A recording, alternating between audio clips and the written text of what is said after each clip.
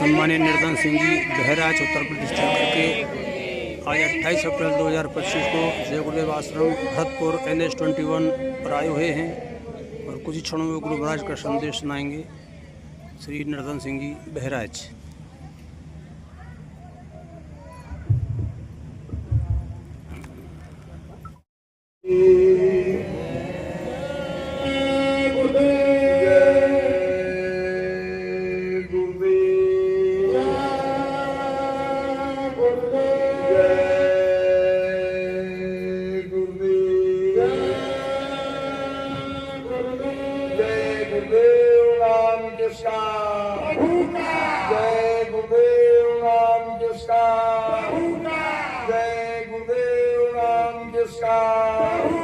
प्रभु का पावन नाम, मालिक का प्यारा नाम, समय का जगाया हुआ नाम। अब विश्व में शांति कौन लाएंगे? मानव धर्म की स्थापना कौन करेंगे? संत युग कौन लाएंगे? आने वाले संकट मुसीबतों में रक्षा कौन करेंगे? की पीड़ाओं से कौन बचाएंगे? चौरासी नरकों से कौन बचाएंगे? आत्माओं को निधाम कौन पहुंचाएंगे?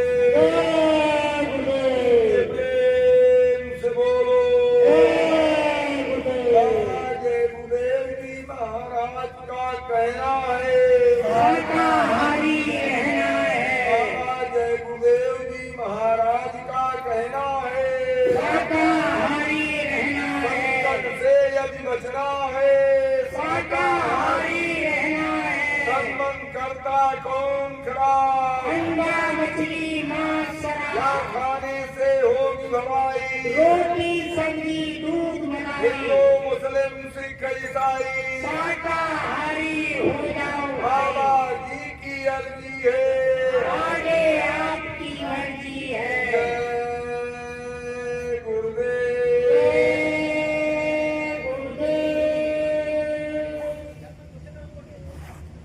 प्रातः स्मरण सर्वत्र विराजमान सर्वशक्तिमान सर्वसमर्थ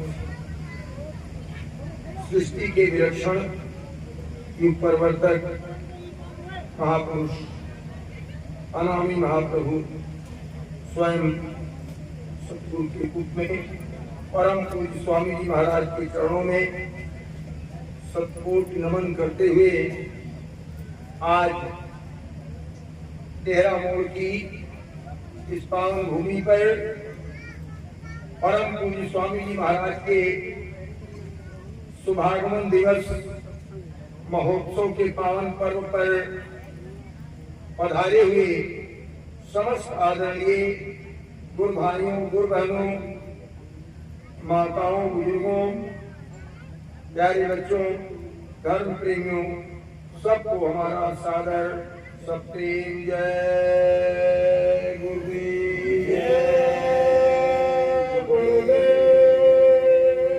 हम सभी लोग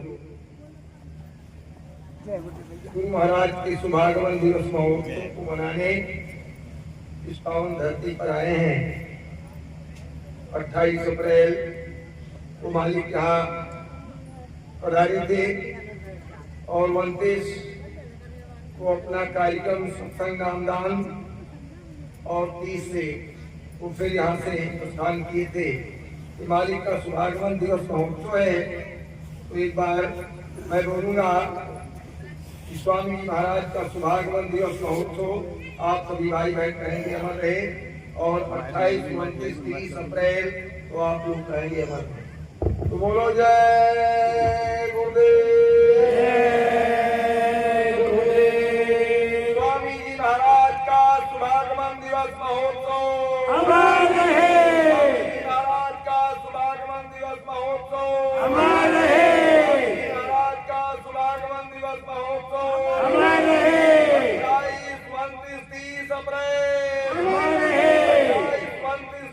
सब रहे, अमर रहे, 22 सब रहे, अमर रहे।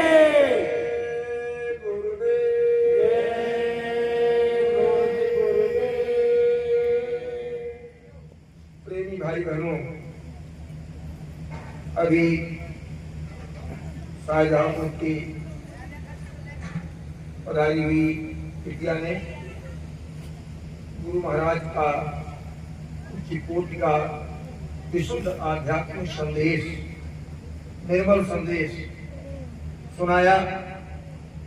साथ ही मालिक के क्या वचन हैं, क्या उनके वादे हैं और हम लोग कैसे उन वादों और वचनों को भूलकर और भटक गए हैं, इस पर भी बड़े सुंदर और सटीक प्रमाणों के साथ बेटी ने हम सबको समझाया। सुनने सुनाने के लिए तो कुछ रहा नहीं।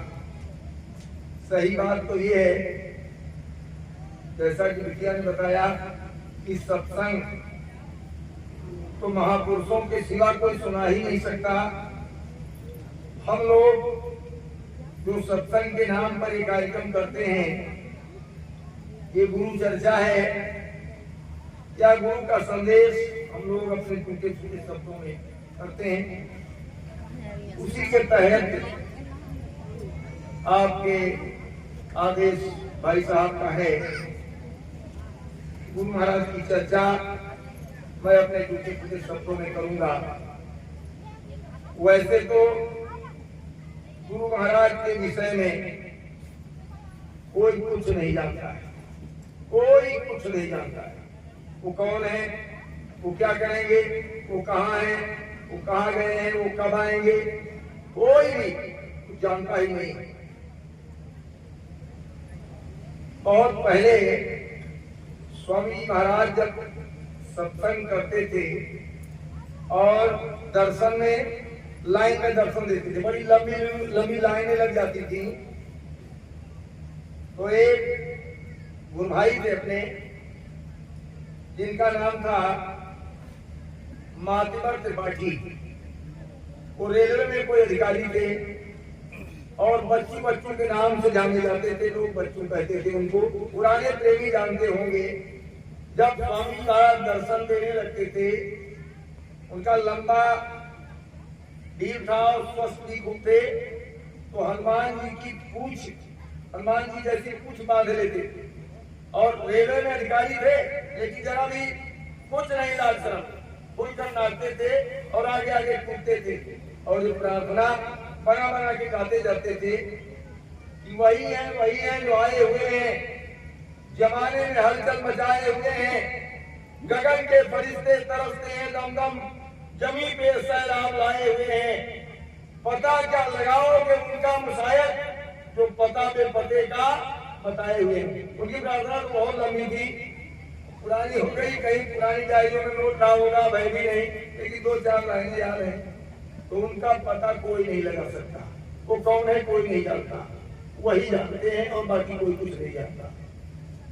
लेकिन फिर भी हम लोग अपनी मानव तुच्छ बुद्धि के अनुसार हमने अपने गुरु भाइयों के द्वारा, गुरु बहनों के द्वारा, गुरु महाराज की पत्र पत्रिकाओं में सुनकर या स्वामी जी महाराज से कुछ सुनकर जो कुछ भी अनुभव किया, उसके अनुसार गुरु महाराज की चर्चा की जाएगी। प्रेमियों, जब दादा गुरु जी महाराज का संस्कार संपन्न हो गया चिरौली में, दादा गुरु महाराज ने यह संकेत दिया था, यह आदेश दिया स्वामी महाराज के लिए कि ये संगत को संभालेंगे, और यह आशीर्वाद दिया था कि तुम्हारी संगत पहले छोटे से तालाब के रूप में रहेगी, फिर दरिया का रूप ले लेगी, फिर समुद्र हो जाएगी और तुम्हारे संभाले जल्दी संभलेगी नहीं। गुरु महाराज ने कहा कि हुजूर ये सब कैसे होगा, मैं तो कुछ जानता ही नहीं। उन्होंने कहा तुम उधर पूरब में चले जाना, एक लड़का वहां तुमको मिल जाएगा, उसको पकड़ लेना और फिर तुम्हारा काम आगे बढ़ जाएगा। कारण से कार्य होता है। जब संस्कार हो गया और दादा गुरु जी महाराज के खानदान के ही एक स्वामी जी महाराज के गुरु भाई थे, नाम मैं लेना नहीं चाहता, उन्होंने झगड़ा मचा दिया कि ये गलती मेरे खानदान की है, इस पर मैं बैठूंगा, ये कैसे बैठेंगे। तो गुरु महाराज के गुरु भाई थे बनारस के, बैंक में मैनेजर थे, शायद उनका उदय नारायण लाल श्रीवास्तव कुछ ऐसा नाम था उनका, वहां मौजूद थे। उन्होंने जब झगड़ा देखा तो कहा, स्वामी महाराज को भाई साहब कहते थे, कोई भाई थे लोग आपस में, तो भाई साहब आप यहाँ मत रहिए झगड़े में, अब हमारे साथ चलिए बनारस। तो कहा ठीक है, ये सब भंडारा वंडारा सब संपन्न हो जाए फिर चलता हूँ। भंडारा वंडारा संपन्न करने के बाद में गुरु महाराज बनारस चले गए मैनेजर साहब के साथ और वहां उन्हीं के यहाँ रहने लगे। वहीं पर चर्चा हुई, एक लड़का है यहाँ जो बहुत कट्टर शाकाहारी है, उसके पिता मांसाहारी है, लेकिन वो लड़का शाकाहार के पक्ष में तर्क देता है कि पिता भी निर्बुद्धर हो जाते हैं।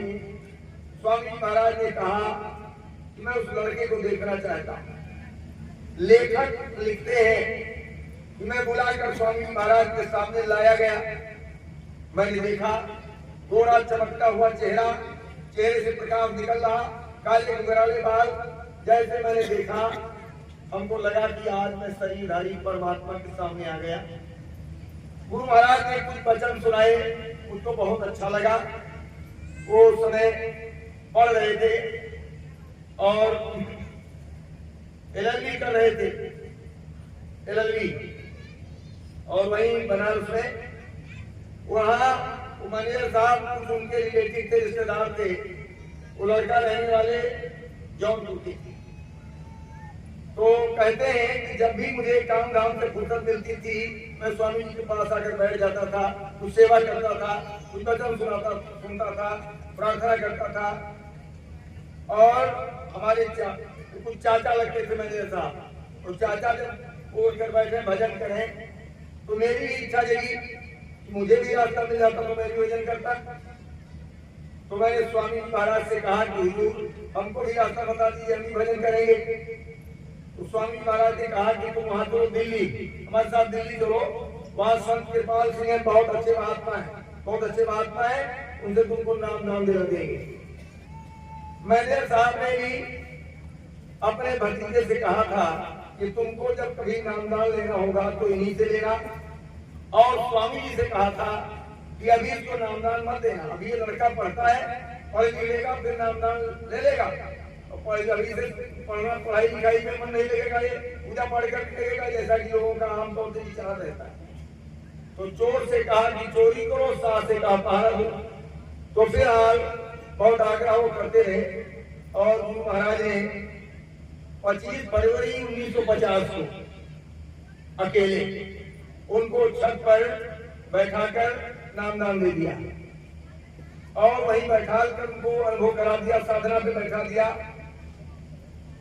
मैनेजर साहब जब ऑफिस से आए तो अपनी लड़की से पूछा कि शंभू कहाँ है। शंभू, स्वामी महाराज उनको शंभू कहते थे और नाम उनका था विपिन बिहारी श्रीवास्तव।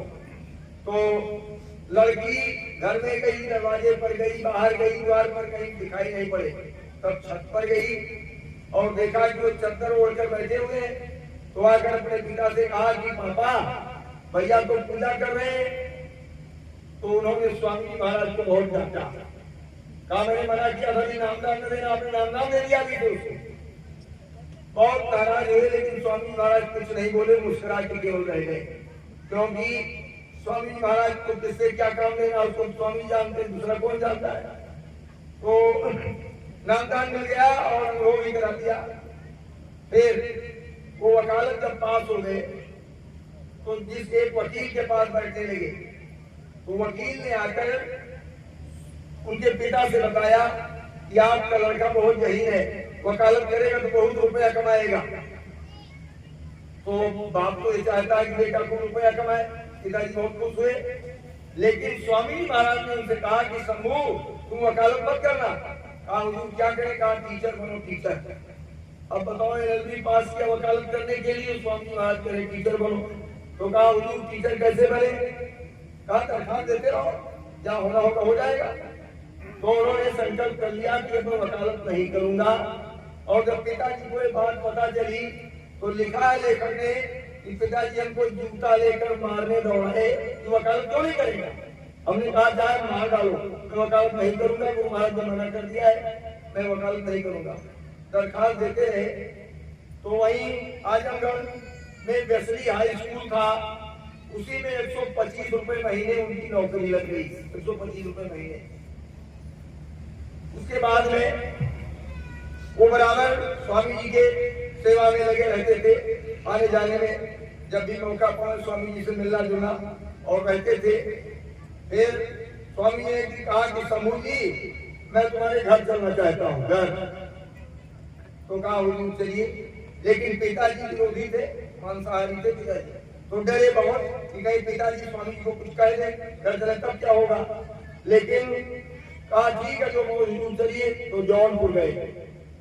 तो शंभू जी की 2 चचेरी बहनें थी, विमला देवी और कमला देवी। शायद कोई चचेरी रही हो, कोई सगी रही हो, मैं भूल गया हूँ। तो 2 बहनें थी। उस वक्त पर्दा का प्रथा बड़ा जोरदार था, कोई भी औरतें जल्दी निकल के दूसरे लोग सामने, पुरुषों के सामने नहीं आती थी। तो इन दोनों बहनों पिताजी ने जब गए स्वामी जी, तो पिताजी ने उनको पैसे दिए और कोई दुकानदार का नाम बताया कि स्वामी जी आए हैं, तो ये इमरती ले आओ जाओ वहां से और स्वामी जी को जलपान कराओ। मतलब नाराज नहीं हुए, इमरती लाए शंभू जी और जलपान कराया। और उसके बाद में स्वामी जी वहां रहे तो कई दिन रहे। तो खिड़की से दोनों बहनों ने स्वामी जी का दर्शन किया, खिड़की से झांक करके। तो फिर अपने भाई से बताया कि भैया जब से स्वामी जी को हमने लोगों ने देखा है तो बड़ा प्रकाश हमारे सामने होता है, बड़ा प्रकाश रहता है। तो उन्होंने आकर स्वामी जी से कहा कि हुजूर हमारी बहनें ऐसा कहती हैं। तो स्वामी जी ने कहा भाई उनको सामने लाओ, तुम बताया जाए, ऐसे क्या बताया जाए। तो फिर वो सामने लाई गई और दोनों बहनों को स्वामी जी ने नामदान दे दिया। अभी सत्संग नहीं शुरू किया है, नामदान 25 फरवरी को शंभू जी को दिया 50 में। और वो शायद बसंत पंचमी या गुजराह होगा उस दिन, जैसा हमको लगता है, क्योंकि उसी के आसपास में बसंत पंचमी होती है। और फिर उनकी 2 बहनों को नामदान दे दिया और नामदान देकर उनको भी अनुभव करा दिया। फिर बनारस आए, एक छक्कन बाबू थे, उनको नामदान दिया।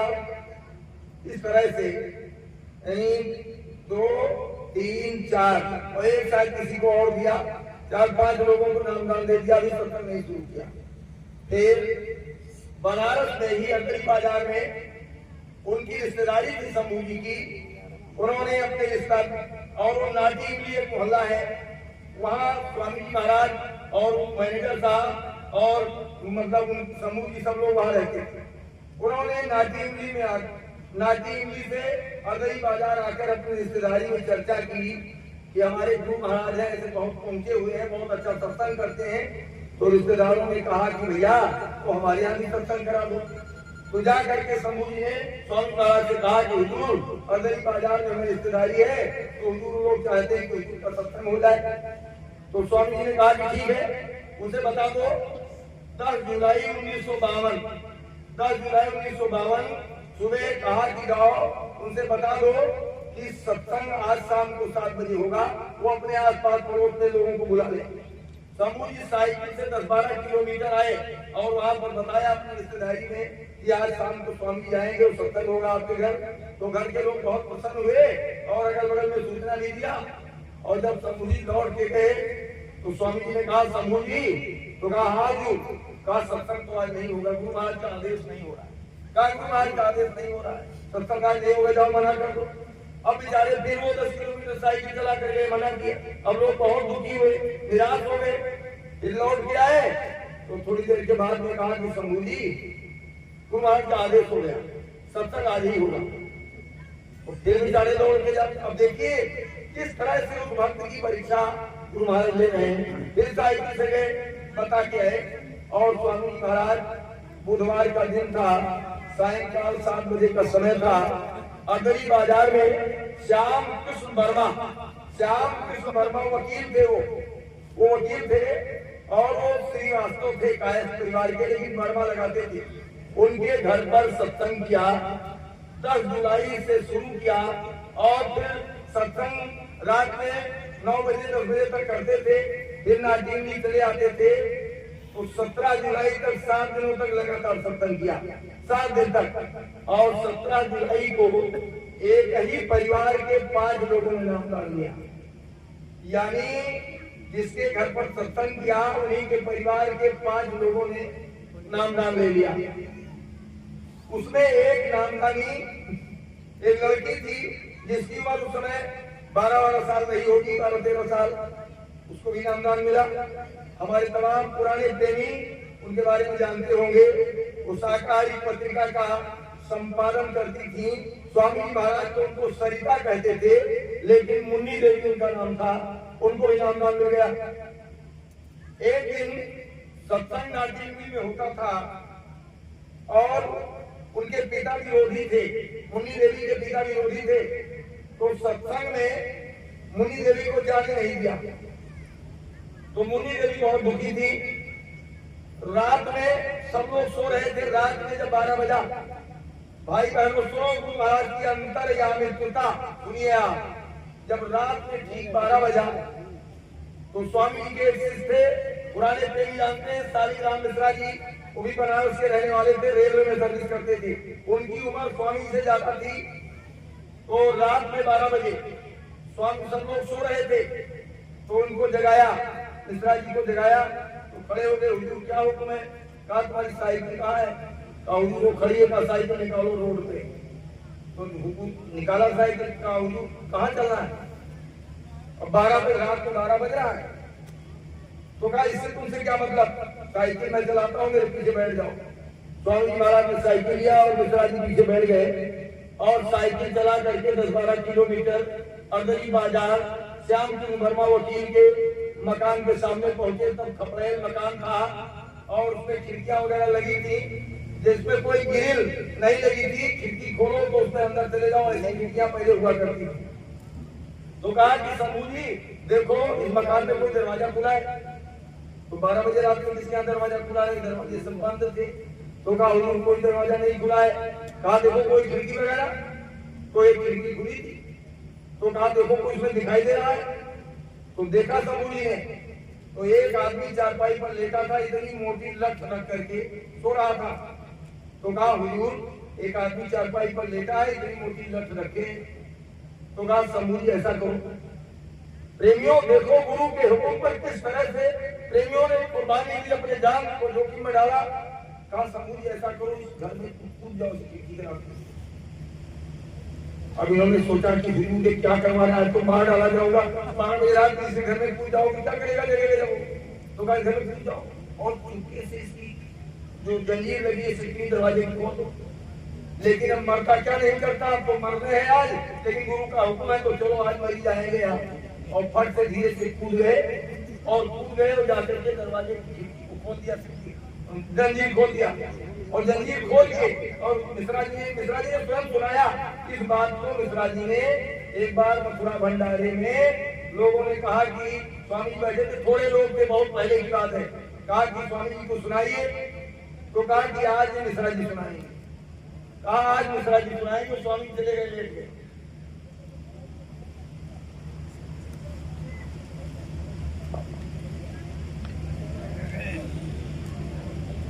मिश्रा जी ने कहा कि देखो अपने तो चले गए, हमको फंसा गए, तो कहे गए तो सुनाना ही पड़ेगा। तो मिश्रा जी ने सुनाया इस घटना को। कहा कि मैं दरवाजा खोल करके फट से रोड पर आ गया और स्वामी जी अंदर गए, मैं रोड पर आ गया। क्या भी जाने उनके काम जा रहे, मैं तो बाहर स्वामी जी बाहर अंदर गए और कमरे में उसके मुन्नी देवी के पिताजी सो रहे थे लठ रख करके।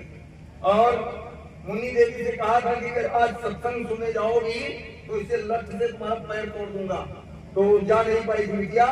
और एक आंगन फिर दूसरा आंगन फिर तीसरा आंगन पार किया स्वामी जी ने और एक कमरे में बैठ करके मुन्नी देवी स्वामी जी महाराज का फोटो लगा करके रो रही थी और मिठाई ले करके स्वामी जी को खिला रही थी, फोटो में लगा रही थी ऊपर। स्वामी जी महाराज पहुंचे और झट मिठाई दे दिया। पागल ये फोटो मिठाई खाता है, झट मिठाई दिया और फटाफट बाहर आ गए रोड पर और कल सारी पर काम हो गया। और स्वामी का मिठाई लेकर फिर नाटी की चले गए। बाद में मुन्नी देवी की शादी बहु सज्जानंद श्रीवास्तव के साथ हुई और मॉडल हाउस 148 लखनऊ में रहते थे वो लोग। और साल 72-73 में उनको शाकाहारी पत्रिका निकालने का मालिक ने आदेश दिया, नामकरण किया पत्रिका का और शाकाहारी सदाचारी बाल संघ की स्थापना भी किया। गांधी जयंती पर शायद 1969 में 2 अक्टूबर को शाकाहारी सदाचारी बाल संघ और कई वर्ष तक उसका साल भर में वर्षगांठ भी मनाई जाती रही। खैर इधर की बात छोड़िए, अभी उधर ही रहिए। तो समूह जी जब कुछ दिन बीता और ये नामदान हुआ तो स्वामी जी महाराज साइकिल चलाते थे, समूह जी को साइकिल में बैठाते थे और गांव-गांव जाके प्रचार करते थे। अब कहो कि स्वामी जी साइकिल क्यों चलाते थे? समूह जी दुबले पतले थे, स्वामी जी हेल्दी थे। समूह जी स्वामी जी को बैठाकर चला भी नहीं पाते, इसलिए स्वामी जी साइकिल चलाते थे और चेले को पीछे बैठाते थे। जब 10-50 नामदानी हो गए धीरे धीरे तो समूह जी ने प्रस्ताव रखा स्वामी महाराज के सामने कि हुजूर ये साइकिल से प्रचार कब तक होगा? ये तो इतना देश दुनिया में प्रचार होना है। तो कहा तो क्या किया जाए? कहा मोटर ले लीजिए। मोटर तो कहा मोटर जानते हो कितने में मिलेगा? तो कहा हुजूर नहीं जानता होगा, बहुत रुपया लगेगा। रुपया कहाँ से आएगा? तो उस दिन तो चुप हो गए समूह जी। एक दिन जब 10-50 सत्संगी बैठे थे और स्वामी महाराज की कुर्सी डाल कर बैठे थे तो समूह जी का प्रस्ताव सत्संगियों के सामने स्वामी जी ने रखा। कहा देखो भाई ये समूह पागल हो गया है, ये कहता है मोटर ले लीजिए। तो सत्संगियों ने कहा कि हुजूर समूह जी ठीक कहते हैं, ऐसे 2 ही लोग प्रचार करने जाते हैं और हुजूर मोटर ले लें तो 5-6 लोग जाएंगे और कम समय में ज्यादा गाँव में जाएंगे, ज्यादा लोगों में मिलेंगे, ज्यादा लोगों में प्रचार होगा। तो कहा तुम लोग कहते हो ठीक कहते हैं समूह जी। अच्छा तो समूह जी तुमको अपनी 1 महीने की पूरी तनख्वाह देनी पड़ेगी। तो कहा हुजूर दे देंगे। तो फिर सत्संगियों से कहा कि तुम सब लोग को 1 महीने की पेंशन जिसकी है, जिसका वेतन है, बिजनेस है, जो धंधा करते हो, 1-1 महीने की कमाई सबको देना पड़ेगा मोटर खरीदने के लिए। तो लोगों ने कहा हुजूर दे देंगे। फिर कहा 1 महीने से काम नहीं चलेगा, 2-3 महीने की देनी पड़ेगी। तो कहा हुजूर 2-3 महीने देंगे। तो 5,000 रुपए या 6,000 इकट्ठा हुआ और 5-6 दोनों में भूल जाता हूँ, लिखा हुआ है। गुरु महाराज कहाँ से लाए? गुरु महाराज जाने था। 11,000 रुपए तैयार हुए और गुरु चेला दोनों ने लखनऊ गए। बनारस से लखनऊ गए और लखनऊ में फिएट कार 11,000 रुपए में खरीदी गई और फिएट कार खरीदी गई और कंपनी मालिक ने ड्राइवर भेजा कि कार ले जाओ उनके घर पहुंचाओ बनारस। तो कंपनी मालिक का ड्राइवर फैजाबाद तक आया और फैजाबाद में गुरु महाराज ने कार की स्टीयरिंग पकड़ लिया। कहा तुम जाओ वापस जाओ, हम कार लेकर चले जाएंगे। सोचिए आप, अरे साइकिल चलाते थे, कार कब चलाया था? और कार फैजाबाद से चलाकर गुरु महाराज बनारस चले गए। और सत्संगियों से कहा कि भाई तुम लोगों को ड्राइवर नहीं रखना पड़ेगा, गाड़ी तो हम चला लेंगे, लेकिन पेट्रोल का पैसा तुम लोगों को देना पड़ेगा 4 आने महीना। तो कहा हम देंगे। प्रेमी 4 आने महीने पेट्रोल का पैसा देने लगे और प्रचार होने लगा। गुरु महाराज जब भी लखनऊ आते थे तो मॉडल हाउस जरूर जाते थे, मुन्नी देवी के यहाँ जरूर जाते थे। बहुत मोबाइली शिष्या थी वो।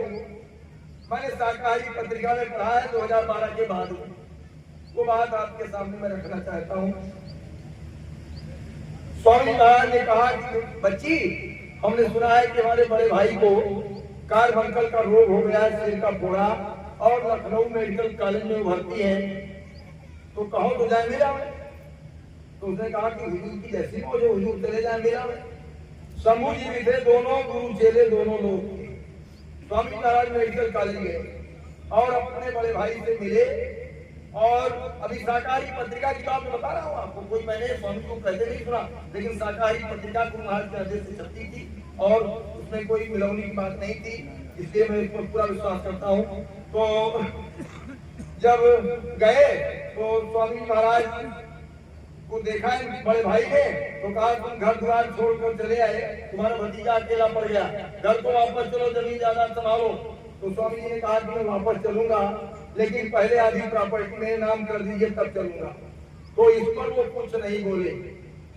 यद्यपि इस कहानी के बारे में थोड़ा बहुत हमको पता है, लेकिन विषय बहुत लंबा हो जाएगा, इसलिए शुरू का छोड़ दिया बीच से बताता हूँ, क्योंकि चर्चा गुरु महाराज की करना है। बाकी सत्संग को अभी विजय ने सुनाया, बढ़िया आध्यात्मिक कोई का सत्संग था। तो कहा कि जब वो कुछ नहीं बोले भाई साहब, तो स्वामी महाराज ने शंभू जी से कहा कि देखा इस दशा को पहुंच गए, लेकिन अभी इनको जमीन जायदाद का मोह नहीं गया। मैंने जो छोड़ दिया तो छोड़ दिया, न मुझे जाना है और न मुझे कुछ लेना है। और स्वामी महाराज वापस चले आए। उसी पत्रिका में भाई बहनों क्षमा कीजिएगा, मुन्नी देवी स्वामी महाराज से पूछती, कोई पूछ भी नहीं पाएगा, इतने 40 करोड़ 45 करोड़ भक्त थे, लेकिन गुरु महाराज से वो बात पूछने की हिम्मत साहस कोई रखता नहीं था कि कोई पूछे। लेकिन वो मंगोली शिष्या थी बचपन से, इसलिए वो पूछती है कि हुजूर कभी आपने मल्लाहों को ज्यादा तरजीह दिया? तो लोग कहते बाबा जी मल्लाह है। कभी आपने ब्राह्मणों को ज्यादा तरजीह दिया? तो लोग कहते बाबा जी ब्राह्मण है। कभी आपने धोबियों को तरजीह दिया? लोग कहते बाबा जी धोबी है।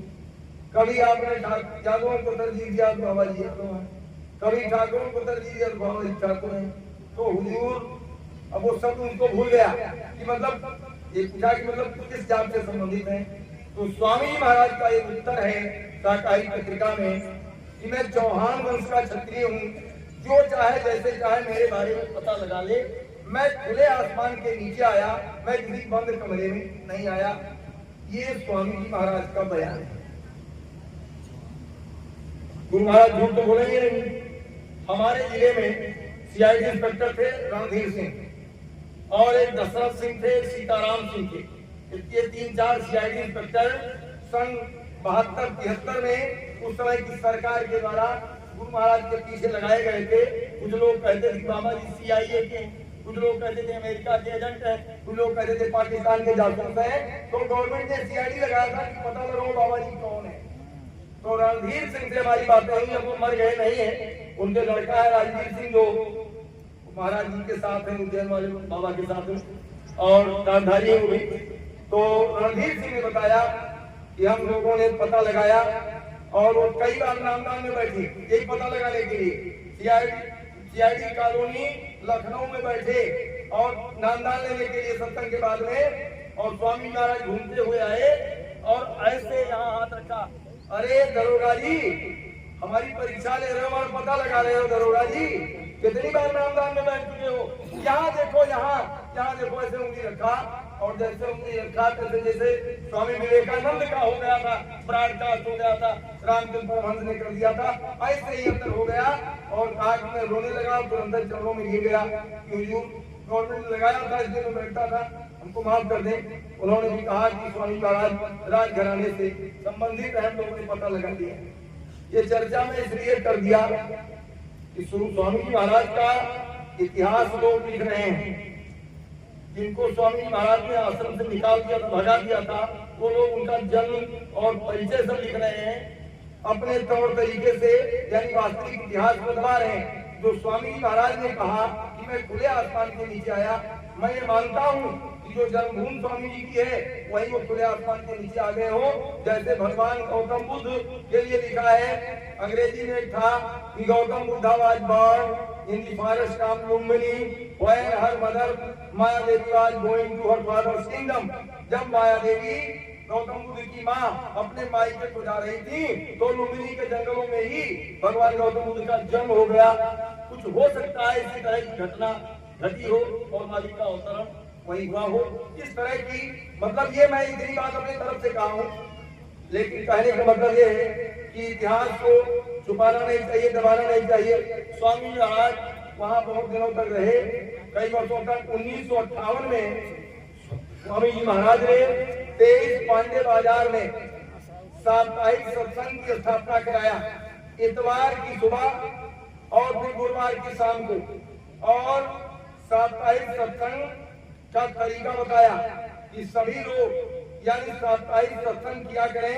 कहा 2-3 प्रार्थना करो और प्रार्थना के बाद आधा घंटा ध्यान करो, आधा घंटा भजन करो और उसके बाद एक प्रार्थना फिर करो, फिर एक आदमी स्वामी जी महाराज का संदेश पढ़े, पुरानी पत्रिकाओं से अमर संदेश, क्या पुरानी शाकाहारी पत्रिका है, क्या गुरु महाराज की आदेशित पुस्तक, वो है संसद वचन, क्या गुरु महाराज की लिखी साधना के समय की पुस्तक है, वो परमार्थी वचन संग्रह, ऐसी पुस्तकों से गुरु महाराज का संदेश पढ़े और उसके बाद में कोई नाम रूप स्थान आवाज आपस में भूलता हो, सुमिरन ध्यान भजन की विधि तो एक दूसरे से पूछ लें, फिर एक दूसरे का हाल चाल पूछ लें और अंत में जय गुरुदेव ध्वनि आरती करके और अपने घर सब लोग चले जाए प्रसाद लेकर। स्वामी महाराज ने कहा कि मैंने नियम बना दिया है, इतवार की सुबह और गुरुवार की शाम को बिला नागा इसमें हाजिरी दिया करो। सत्संगी भाई बहनों ध्यान से समझो बात को, कहा बिला नागा इसमें हाजिरी दिया करो। अगर कभी कोई अड़चन पड़ जाए तो इतवार को जरूर पहुंचो, अगर इतवार को भी नहीं पहुंचोगे तो स्वामी जी की कोई जिम्मेदारी नहीं है। मैं नहीं बोल रहा हूँ, स्वामी जी बोल रहे हैं, हमारे संदेश में ऐसे वचन लिखे हुए।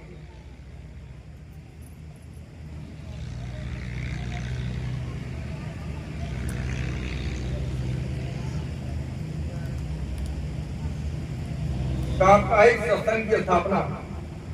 प्रेमी भाई बहनों, हम सब लोग गुरु महाराज कौन है, वैसे तो उन्होंने अपना परिचय एक प्रार्थना के माध्यम से दिया। कहा मुख मोड़ इधर देखो तो मैं तुम्हें बुलाने आया हूँ, मुख मोड़ इधर देखो तो मैं तुम्हें बुलाने आया हूँ। निज घर से जब से आए अपनी सुध खुदी भुलाए, मैं देख रहा था बात तेरी, फिर मानुष रूप बनाया हूँ। मैं तुम्हारी इंतजार ही कर रहा था कि तुम वापस आओगे, लेकिन जब तुम नहीं आए मैंने कबीर को, नानक को, दादू को, दरिया को, भीखा को, नाभा को, सहजोबाई भैया, तमाम संतों को मैंने भेजा, लेकिन जब तुम वापस नहीं आए तो अब की बार मुझको स्वयं आना पड़ा। अब ये कौन कहेगा कि हमने बहुत संतों को भेजा और जब तुम नहीं आए तब अब की बार हमको स्वयं आना पड़ेगा। कौन कहेगा? जो सबका मालिक है, सबका सृजनहार है, वही कहेगा।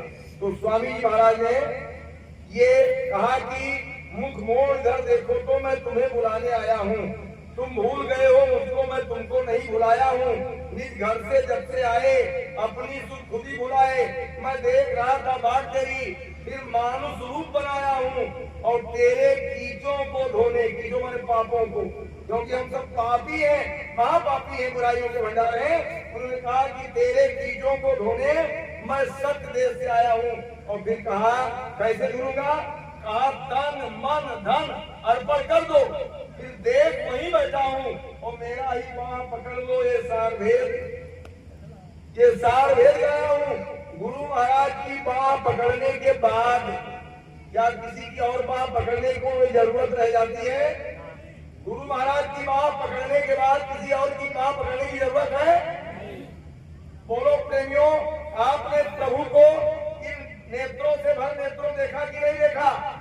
आपने देखा है, अगर न जान पाया हो तो जान लो।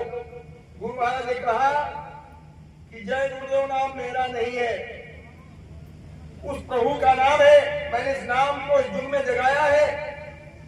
लेकिन जब तुम मौत के समय या भारी से भारी संकट में, जब कोई तुम्हारा मददगार नहीं होगा, तुम सबको बुलाना, जिन देवी देवताओं को पूजते हो सबको याद करो। जब कोई तुम्हारी मदद न करे तो अंत में तुम जय गुरुदेव जय गुरुदेव जय गुरुदेव बोलना, मैं तुमको मिलूंगा, इसी रूप में मिलूंगा। तो जय गुरुदेव नाम किसका है? प्रभु का। और जब रमेश को हम बुलाएंगे तो महेश आएंगे कि रमेश आएंगे? अरे जिसको बुलाएंगे वही तो आएगा। इसलिए हम ये विश्वास करते हैं कि गुरु महाराज के पाने के बाद दुनिया में कुछ पाना शेष नहीं रह गया है, ऐसा दृढ़ विश्वास रखो। और गुरु महाराज के वचनों पर पूरा भरोसा हमको आपको रखना है। गुरु महाराज के वचन देखिए, स्वामी जी महाराज जब जेल चले गए, जेल उस समय की सरकार ने जब जेल में बंद कर दिया, क्यों बंद किया था? पुराने लोग जानते हैं, नए प्रेमी भाई नहीं जानते होंगे। सरकार उस समय की जबरदस्ती लोगों की नसबंदियां करवा रही थी, तमाम गर्भपात कराए जा रहे थे, हत्याएं और शराब का बोलबाला था। गुरु महाराज इसका विरोध कर रहे थे, कहते थे सुख धर्म कर्म यदि लाना है, हिजड़ों का राज हटाना है, ये व्यभिचारी पापाचारी माँ बहनों की जन्म दिगारी गौ माता की गर्दन मारी इन पापियों से देश बचाना है, हिजड़ों का राज हटाना है, ये बुरे मन से मालिक नारे लगवाते थे। सरकार